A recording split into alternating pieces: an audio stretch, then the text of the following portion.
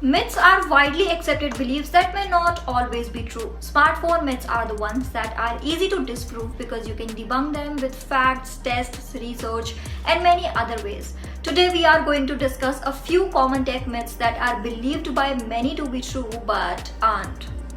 This video is for educational purposes only and does not intend to shatter your smartphone beliefs, regardless of how illogical they might be. So, let's get started with smartphone myth number 1. A myth has been circulating amongst us about 5G technology emitting radiation that can kill birds and even cause harm to human health. In fact, there were a few baseless rumors that credited 5G technology to cause an increase in COVID-19 cases.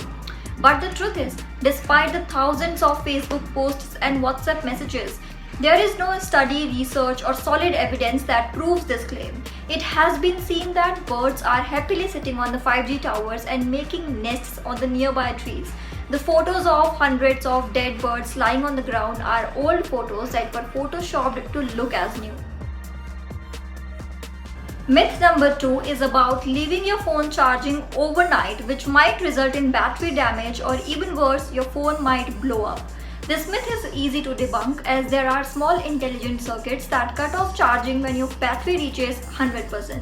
These lithium-ion batteries block off the path to your battery and divert the required electric current to keep your phone functional on AC power. Not that we suggest you keep your phones plugged in all night, but doing so would not harm your phone's overall sustainability. Here is a serious smartphone myth that has gained popularity just because people do not know about all the factors that are involved to get a perfect picture.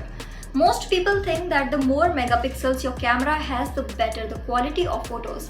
And yet, when you compare a premium phone brand offering 108 megapixels with another premium brand offering only 12 megapixels in their new phone, it makes you wonder if something is not right.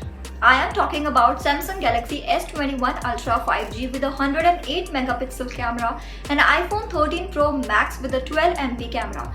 Do you think that the Samsung phone offers 9 times better photo quality than the iPhone just by calculating the difference in megapixels? As a matter of fact, you wouldn't believe me that the 12 MP iPhone delivers better photo quality than the 108 MP Samsung.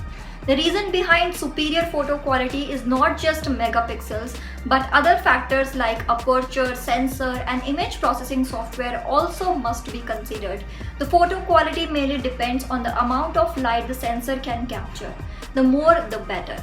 Megapixels too have an important part in high quality images, but more MPs with less light would often result in blurred pictures.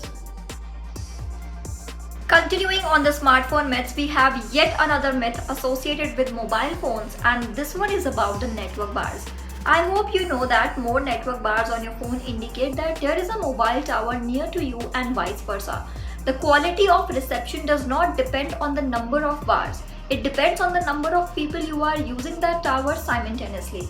In other words, if you have fewer bars on the network symbol from a tower that is not overcrowded with the connections, then you will have clear reception.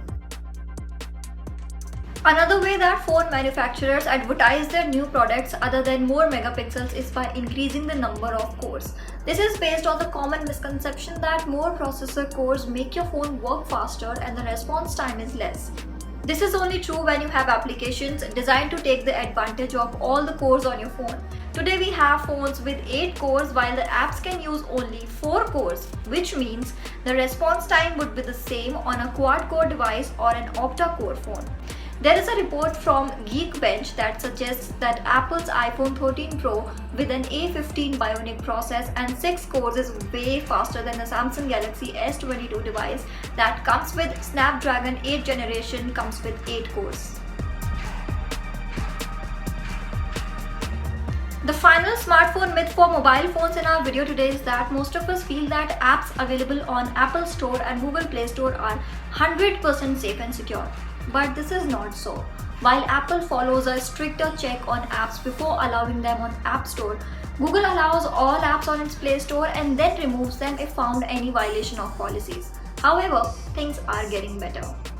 I bet you have all heard about Apple removing 650,000 apps from the Apple Store, and Google, following Apple in the same footsteps, is going to remove 900,000 apps. That's almost two-thirds of its apps. This is because these apps were not updated for a long time and pose serious risks of malware infections and privacy breaches. But until a better way to check apps before permitting them on online app store is introduced, I would not consider Apple Store and Play Store to be completely safe for now. I hope that this video was educational for you and would lead you to change your approach to purchasing a new smartphone. But I would rather say that staying happy is more important than debunking myths. And if there is a myth or two that you would still like to believe in even after you know the facts, then feel free and keep your beliefs. After all, I still am uncomfortable keeping my phone plugged in and charging all night long. I think you know what I mean. Goodbye, and I see you in our next one.